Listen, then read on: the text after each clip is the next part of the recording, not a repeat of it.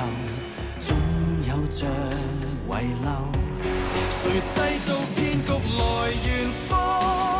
冷靜目光，看每個處心積慮的個案，線索會暗中織下一個網，秘密收藏在那間房，誰終沒說話仍能講，有誰偽裝？布滿了太多隱喻的答案，你與我半生所做天會看，結局或意想不到將曝光。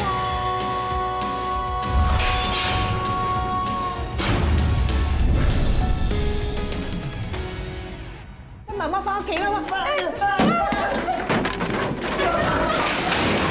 呢個床底嘅水泥桶最少有20至30年。要知道答案就要做一次詳細嘅掃描檢查。如果發現裏邊有其他骸骨，就要鑿開水泥辨別死者嘅身份。係5至7歲嘅東亞裔小朋友。喺20至30年前，5至7歲嘅失蹤兒童到而家都未揾得翻嘅，就只得蘭姨個仔蔡伯倫。但係蘭姨已經揾翻個仔㗎喎。點解會咁嘅？倫仔明明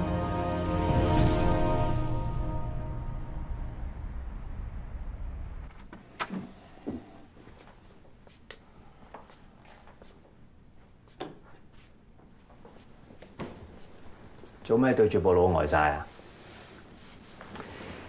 應該冇 job 難到你嘅喎。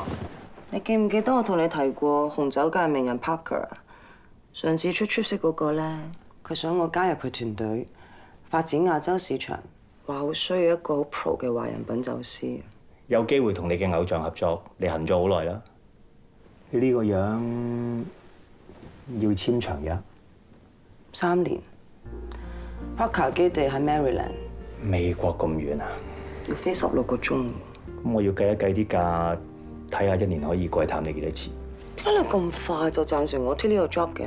你一路都想同 Parker 合作，呢個係你嘅夢想。但我冇諗過我個夢想入邊會冇咗你咯。咩冇咗啊？你想同我分手啊？你知我唔係咁嘅意思。我哋分開咁遠，你又唔喺我身邊，又想見你，淨係可以喺個視像度見。你係擔心我哋嘅感情唔夠穩定 ，out of sight, out of mind， 對我冇信心，定係對自己冇信心啊？梗唔係。如果你都係唔放心嘅，一係你簽 Parker 張約之前，簽咗我嗰張先。你嗰張？嗯？你唔係咁啊算求婚係嘛？你都好慳水慳力喎。嗱，你睇你幾精明。你應該信自己，如果呢個真係你一直以嚟嘅夢想，你就應該放膽去試。但我唔想我個夢想入邊冇你喺身邊喎。我要做嘅應該係無限量支持你，而唔係變成你追求夢想嘅障礙。OK？仲需要啲時間去決定係 say yes 定係 say no。係 yes 定 no 我都冇意義，我淨係想你記住，無論去到邊 ，I do 都一定要留翻俾我。知唔知？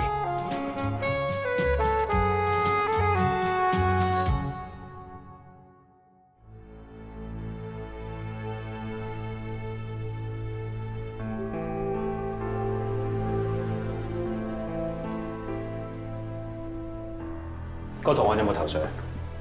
原圖剩翻嘅部分太少，試過好多組合，砌出嚟都唔成形。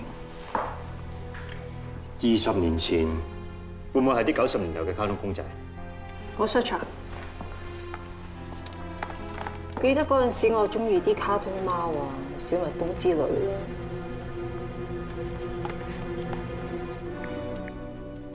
Queen 啊，你試下將黑色嘅部分當係頭，碎花嘅當係兩邊嘅翼，紅色嘅當係身，當係甲蟲咁砌。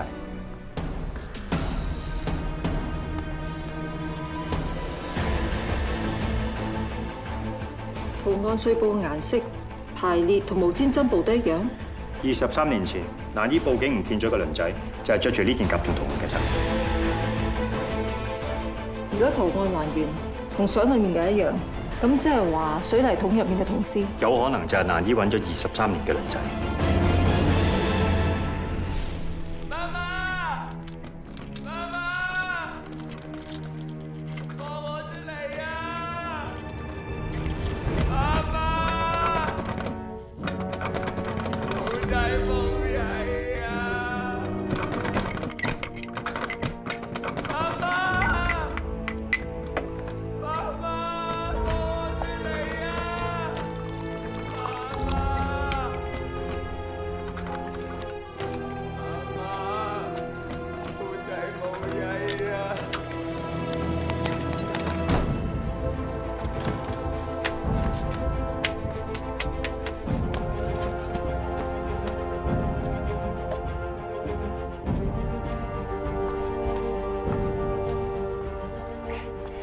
你最中意飲嘅蘋果汁啊，飲晒佢瞓覺啦。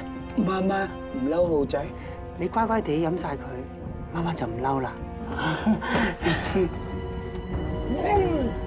見你咁嘅，你又嚟啦，快啲飲晒佢啦，飲啦，乖就飲啦。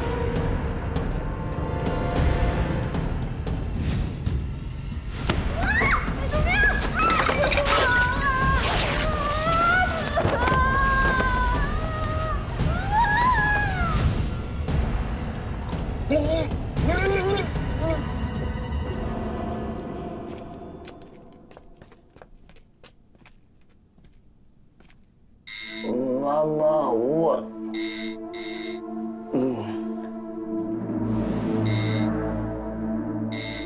蘭姨，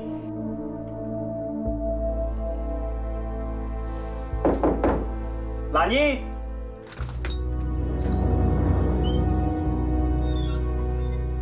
蘭姨，今日嚟揾你唔好意思，有一個好重要嘅消息要通知你，我哋懷疑你個仔。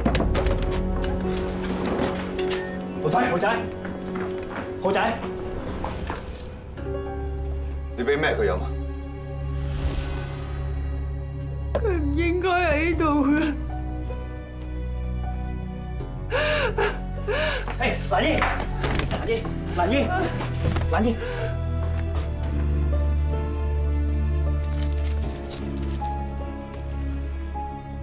安眠藥老 A 食咩？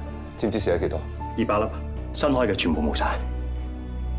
我係重案組督察郭輝煌，我嘅地點係大山村16號思村屋，有2個成年人服用過多嘅安眠藥 OD 咗，而家昏迷不醒。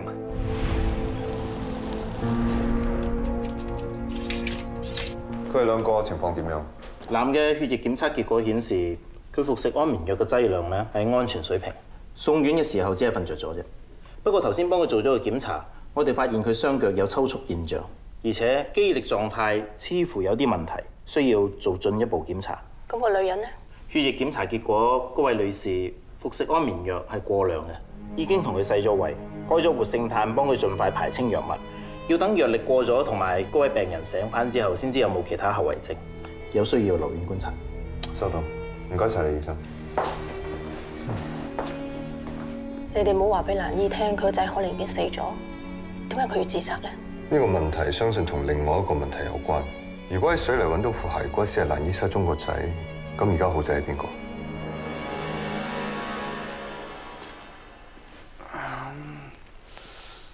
安哥哥。豪仔，慢慢啦。點啊？你覺得點啊？媽媽咧？你同媽媽都入咗醫院啊？豪仔記唔記得尋晚發生過咩事啊？琴晚睇你媽媽好唔開心喎，係咪啊？係浩仔曳激嬲媽媽，媽媽唔開心。豪仔點樣唔乖啊？媽媽唔俾浩仔掂啲玩具箱，浩仔拎咗鴨仔出嚟同鴨仔玩。媽媽係咪怕豪仔冇手尾，唔執翻好啲玩具啊？唔係啊，浩仔又乖啊，又執噶，媽媽仲讚浩仔有手尾。咁媽媽點解唔俾你玩玩具啊？媽媽話浩仔唔係佢個仔。媽媽真係咁講？咁佢幾時咁講㗎？上次浩仔孭媽媽入醫院見醫生哥哥，之後返咗屋企，成日都唔開心。媽媽好惡㗎，仲韞浩仔入房。尋晚佢有冇韞你入房啊？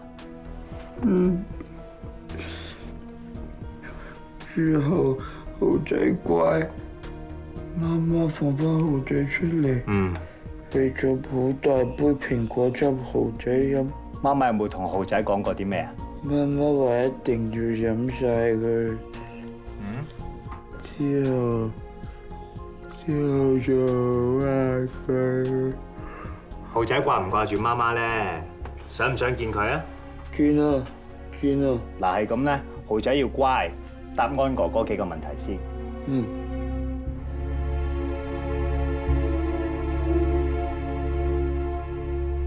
解？點解要救翻我？點解唔俾我死咧？醫生話你吞到成樽安眠藥，求死嘅決心好大。而家幫你洗咗胃，休息2日，情況穩定就冇事噶啦。我就係唔要好翻，我淨係想死啊！你死咗邊個照顧你個仔啊？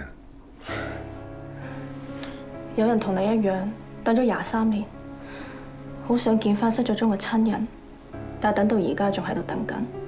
你咁辛苦先見翻個仔，就算面對幾大困難，你都唔應該放棄。除非你覺得而家你眼前呢個唔係你揾緊嗰個仔啦。琴晚我同高 Sir 嚟揾你就係想請你協助調查。喺23年前，倫仔走甩咗，你報案嘅時候俾過呢封信警方。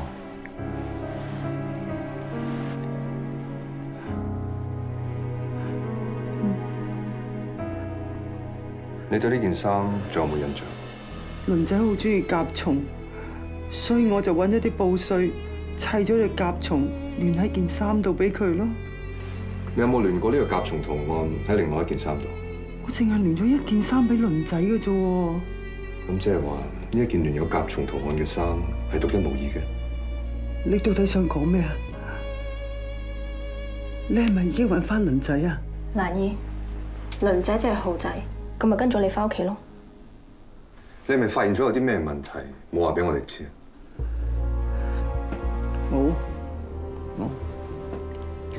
根據法證部嘅還原，喺水泥桶入邊嘅細路骸骨就係着住呢一件連咗甲蟲圖案嘅衫。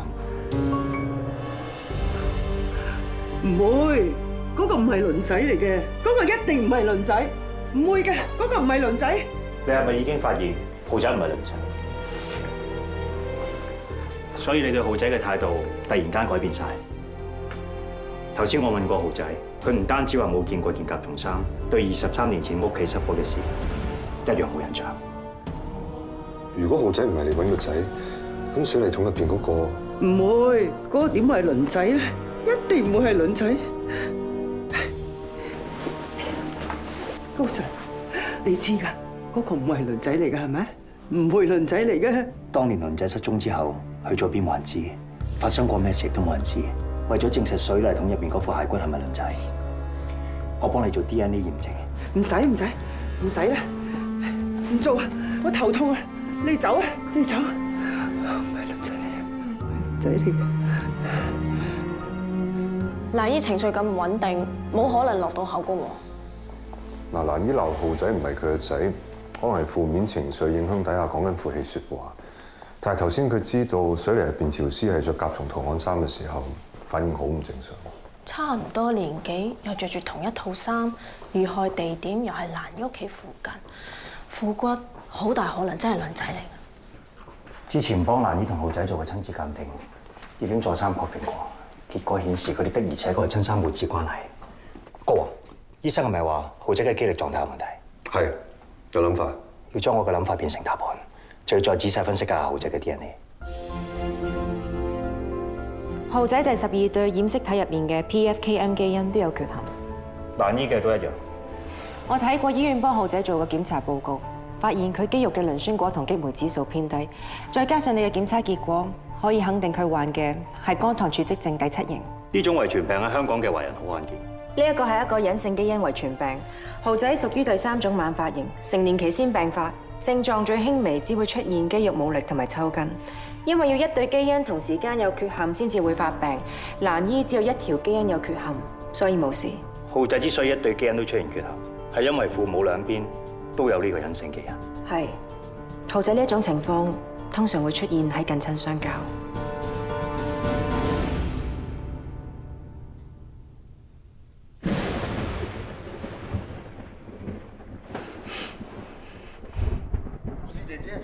你俾我見媽媽，你俾我見媽媽。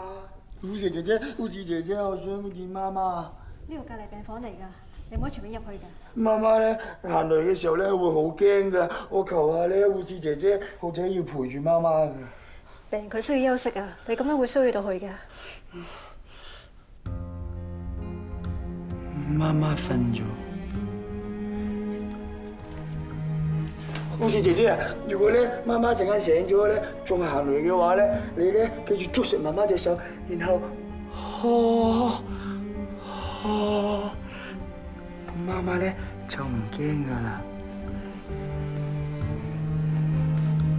媽媽早唞，護士姐姐早唞。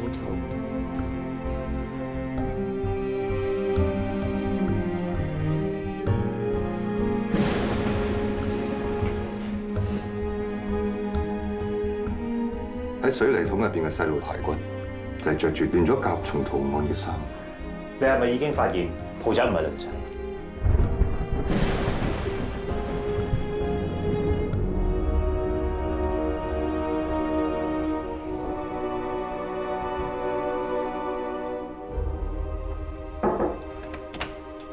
趙彩蘭，夠我食藥啦。姑娘，我想見一個人。你想見你個仔？我想揾法政部高 Sir 高安。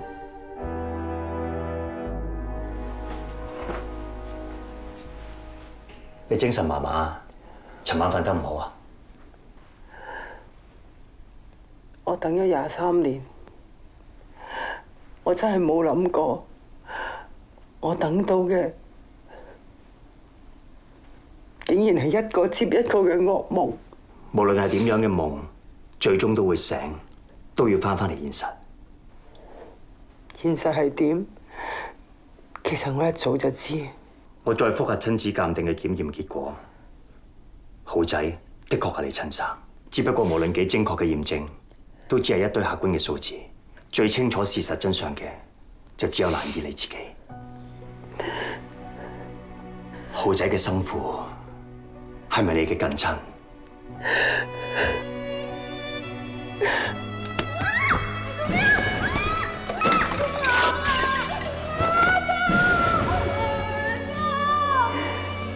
我係俾個禽獸大佬強姦咗，生咗個孽種出嚟。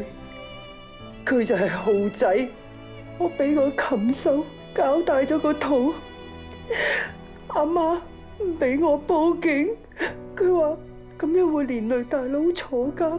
佢帶咗我返鄉下，將個孽種生咗出嚟。我望都冇望過一眼，佢就將佢交咗俾鄉下啲遠房親戚。佢係生係死，我唔知，我都唔想知。跟住我就返咗香港，我好快脆就搬咗出去住。之後我就再冇見過嗰個禽獸。好快脆，我就遇到個老實人，我哋結咗婚，生咗鄰仔。原本我以為一家3口可以好幸福，但係嗰一場火改變晒一切啦。我記得你話鄰仔就係因為嗰場火吸入過量濃煙，腦部缺氧導致智力受損。鄰仔仲走失埋，一去就23年。到你哋同我揾翻佢翻嚟嘅時候，我以為可以苦盡咁耐啦，但係偏偏原來企喺我面前嘅唔係鄰仔，而係當日我抌低佢嗰個孽種啊，仲要同鄰仔一樣，都係弱智啊！因為近親繁殖有可能增加隱性基因缺陷嘅風險，導致浩仔好有可能遺傳到一種罕有嘅遺傳病。我以為大佬死咗之後，以前唔開心嘅事可以化灰咁消失，但係偏偏因為浩仔，就勾起晒我最唔想記、最唔想諗嘅回憶。我真係好唔想見到佢啊！我有2個仔，一個我唔要嘅，你哋又同我揾佢翻嚟。我最想見嗰個鄰仔，一去就冇回頭。高 Sir， 你應承過我幫我揾翻鄰仔啊！你你應承我嘅嘢，你要負責啊！我會，但要得到你嘅同意。你攞我 DNA 去同副骸骨化驗，我要知道埋喺水泥桶裏邊嗰副骸骨係咪就係我嘅鄰仔？我會喺你口腔收集表皮細胞，提取 DNA 樣本，同骸骨牙齒嘅 DNA 比對，或者結果係好殘忍，但我好希望你知道答案，然後勇敢咁面對。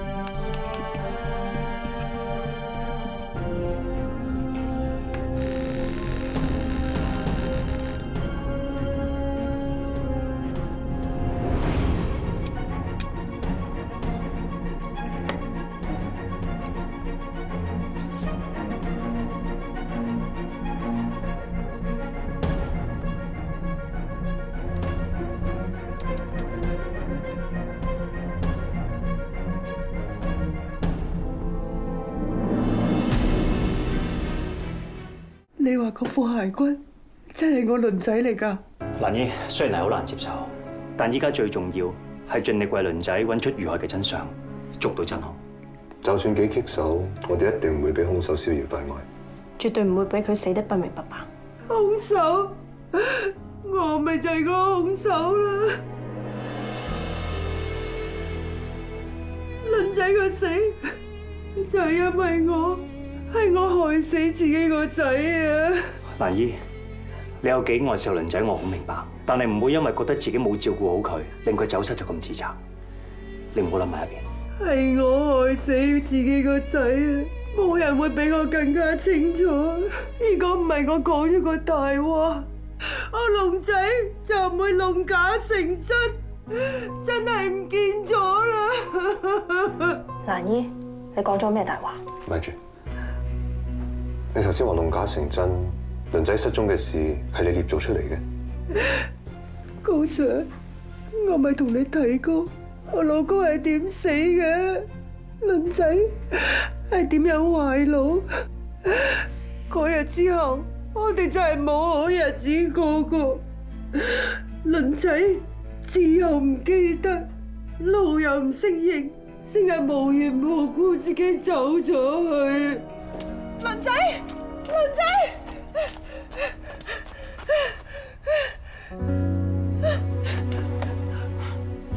鄰仔，鄰仔，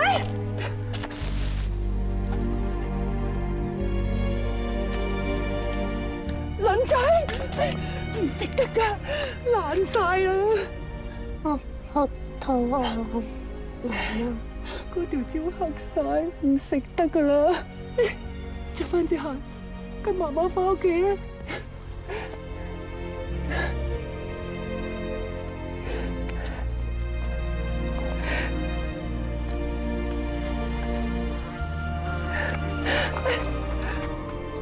媽媽，麵包冇黑啊，你食唔食啊？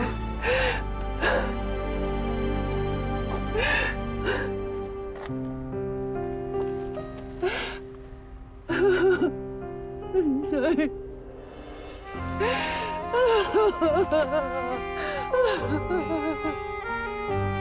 唔係嗰場火，我鄰仔就唔會搞成咁。都係我唔好啦，嚟到鄰仔食又食唔飽，我哋連睇醫生嘅錢都冇啊！我仲錯在加埋個雜誌記者做假新聞，報假案，把鄰仔失咗蹤啊！你以為博到輿論嘅同情，就會得到更多援助？咁個記者係咁講噶嘛？阿蘭，其實你同鄰仔遭遇真係好可憐。如果鄰仔走失咗咧，一定會更加多人同情，到時就更加多有善心嘅人伸出援手。咁係咪以後我同倫仔嘅生活可以得到改善㗎。唔止啊，仲有啲先例咧，係啲病人因為我哋傳媒嘅廣泛報導佢情況，引起咗好多外國傳媒同埋醫學界關注，最後想向外國醫㗎。如果係咁啊好啊，可以醫得翻好我倫仔。為咗倫仔，我應承個記者去警署報案，話倫仔走失咗。實情係你呃晒所有人，將倫仔收埋。我就收埋倫仔喺後山間廢屋度咯。倫仔啊，嚟緊呢幾日咧，你要留喺度，唔好出去啊！點解啊？點解唔返屋企啊？你想唔想我哋生活有改善，第時有好日子過啊？你想唔想食雪糕啊？想。嗱，想咧就要照媽媽咁講去做啦。我想食雪糕，我聽晒媽媽話。嗱，咁嚟緊呢幾日咧，你記住千祈唔好曳啊！媽媽返咗工之後咧，就會有第二位叔叔嚟睇住你，你記住要乖啊！嚇？倫仔乖，倫仔聽話，倫仔唔會扭計。嗰日我叫倫仔，你乖乖地啦，留喺間屋度，唔好出去啊！估唔到倫仔真係聽話，一路留喺間屋度，一路都冇出過去，直至化埋白骨，佢都冇走到。你最後一次見倫仔係幾時啊？我同個記者輪流睇住倫仔，起初嗰2日都好順利嘅，但係有日我遇到車禍，入咗醫院。到我醒返，我先醒起我嚟唔切去廢屋度接更，咁我咪通知個記者快啲去廢屋度睇住倫仔啦。佢話去到廢屋度已經唔見倫仔，周圍揾都冇。倫仔真係唔見咗啊！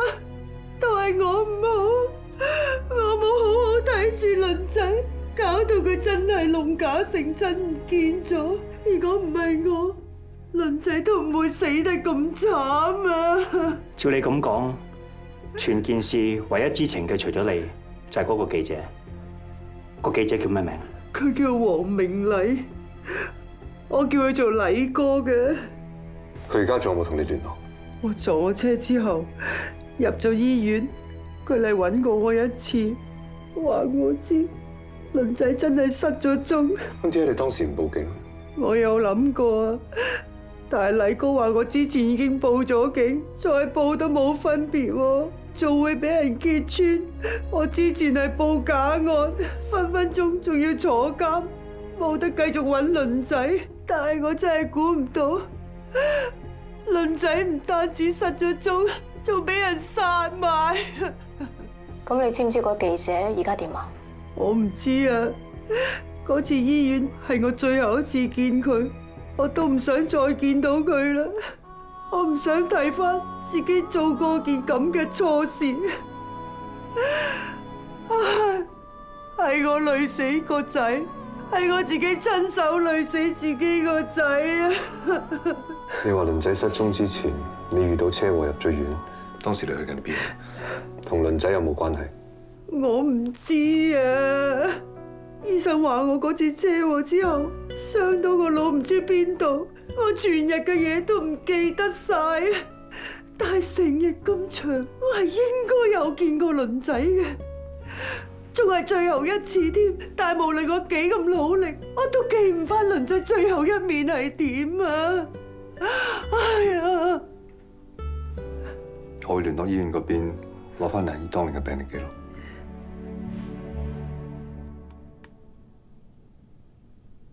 呢一個就係海馬回嘅位置。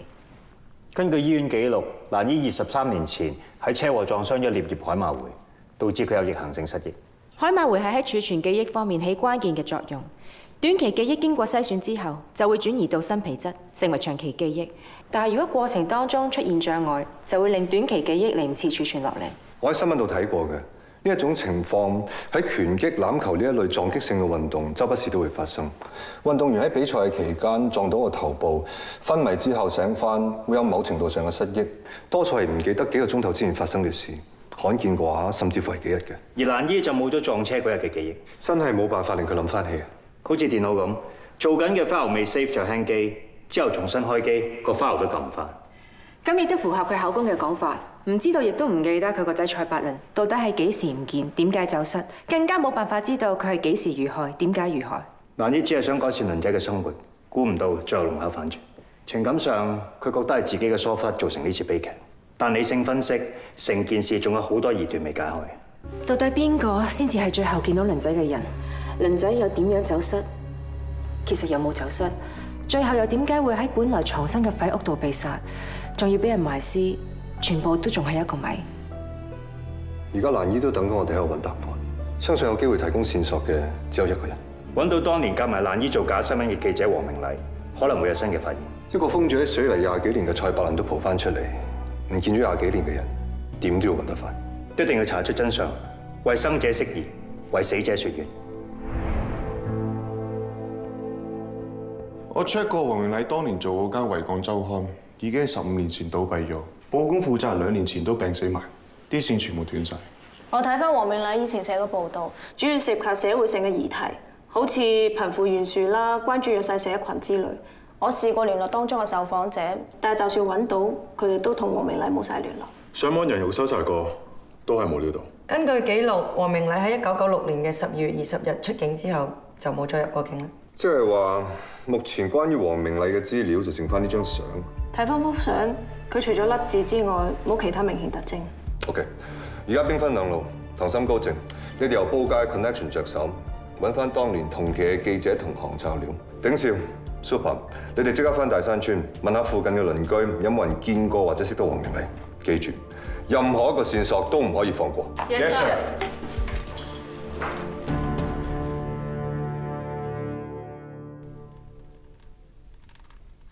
無良僱主逼老伙計做義工，血汗連鎖店30蚊收買人命。Good job， 個標題起得幾好啊！超時得嚟又言之有物，個案一字一類，我諗我哋嘅點擊率一定會破晒紀錄。我記得總編你講過，做新聞除咗要有 noise， 仲要有社會責任，要報導多啲社會問題，引起大眾反思。冇錯 ，keep 住呢份偏勁，多啲為弱勢社群發聲。只要係有 point 嘅，就算幾踩界，我一樣支持。多謝總編。總編啊，你喺呢行資歷咁深，一定識好多行內人啦。你會唔會識一個叫做？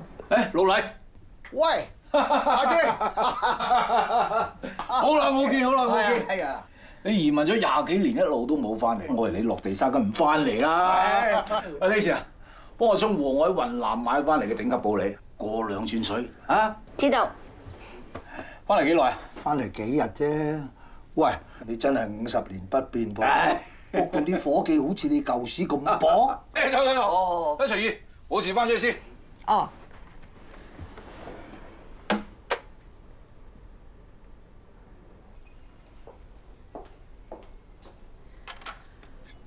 Daisy 姐啊，頭先嗰個老禮咩人嚟㗎？之前聽總編提過話，狗仔隊啱啱興嗰陣咧，有個好薄嘅同行叫做黎乜乜定乜乜黎，應該係佢啩。乜乜黎？乜黎？啊！頭先聽佢講話，佢移民咗20幾年，唔知移民咗去邊啊？我帶佢入嚟嗰陣，佢話喺溫哥華翻嚟喎。又會突然之間翻香港嘅？唔通有啲大事件想 follow？佢仲話今次翻到嚟合時嘅，可以幫總編慶祝生日。總編生日飯啊，仲未 book 台啊！喂，上次嗰間打邊爐幾好啊，啲色大份又好食，生日仲送海鮮拼盤添，咁 fit 晒。總編唔食得海鮮㗎。係喎，一時醒唔起佢係海鮮過敏添。之前慶功宴都中過招喎。不過真係奇，次次都係右邊鼻翼咧起紅印，其他位置又冇事喎。我覺得咧唔係敏感啊，只係脫個膜定係脫個痣。總之一食重口味嘅嘢咧，即刻有反應。你話總編塊面有痣啊？你聽唔到老禮點叫佢咩？喂，阿姐。大痣咯。哦，我仲以為啲人覺得佢有大痣，所以改個咁嘅名俾佢咋。哦，你咁講我真係似層層。點知似層層啊！我話直頭係真啦。我翻出去做嘢先啊，生日飯嗰度你幫我諗掂佢啦，唔該晒。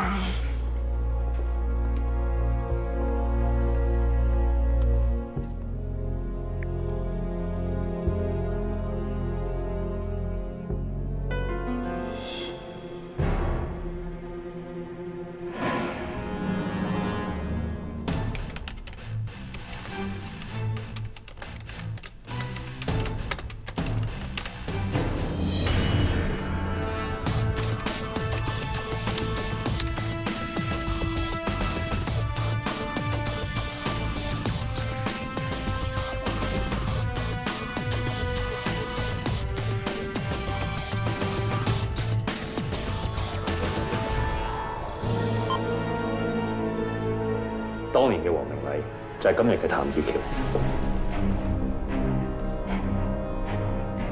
根據法證嗰邊 send 過嚟嘅資料，證實焦點觸覺總編譚以喬就係黃明禮。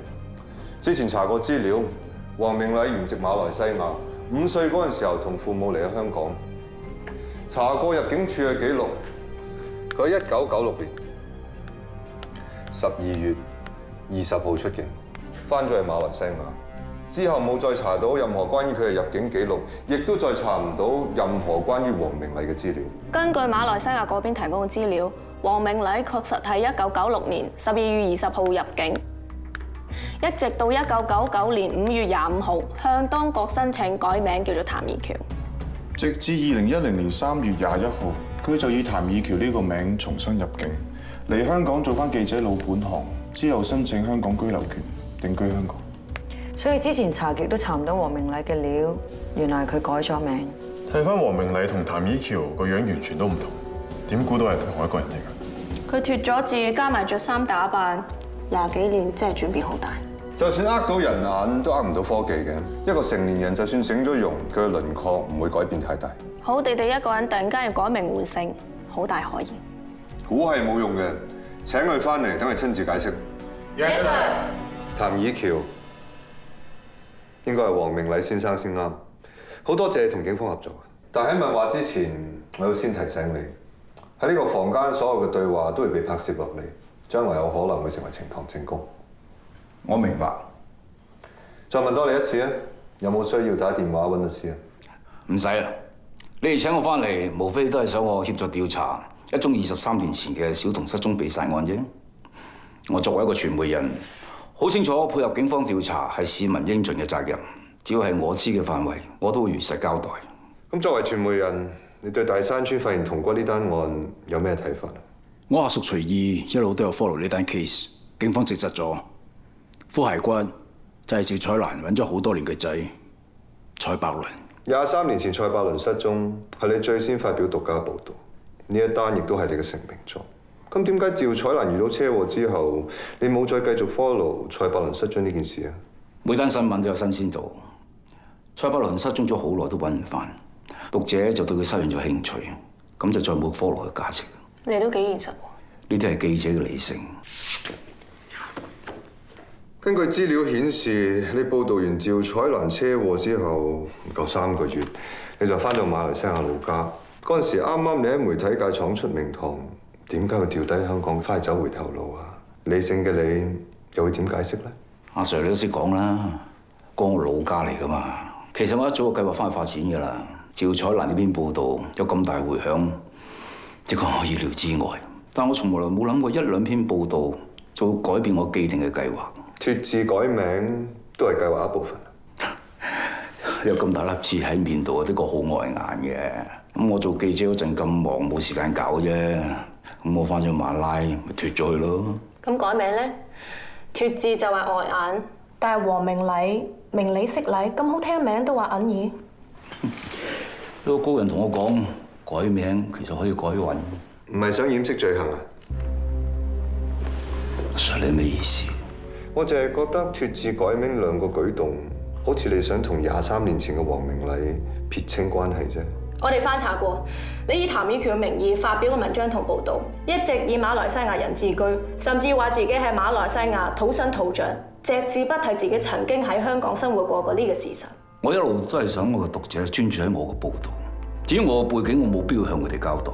你係冇必要向佢哋交代啊，定係刻意隱瞞啊？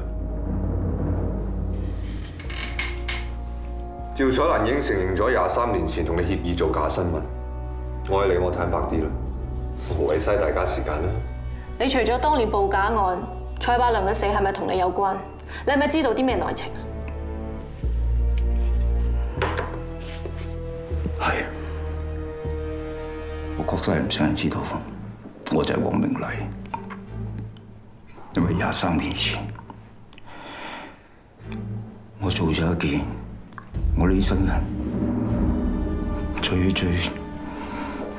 最後悔嘅錯事。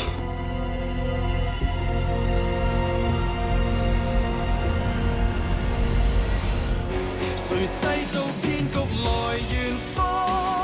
冷靜目光，看每個處心積慮的個案，線索會暗中織下一個網，秘密收藏在那間房，誰終沒說話仍能講，有誰偽裝？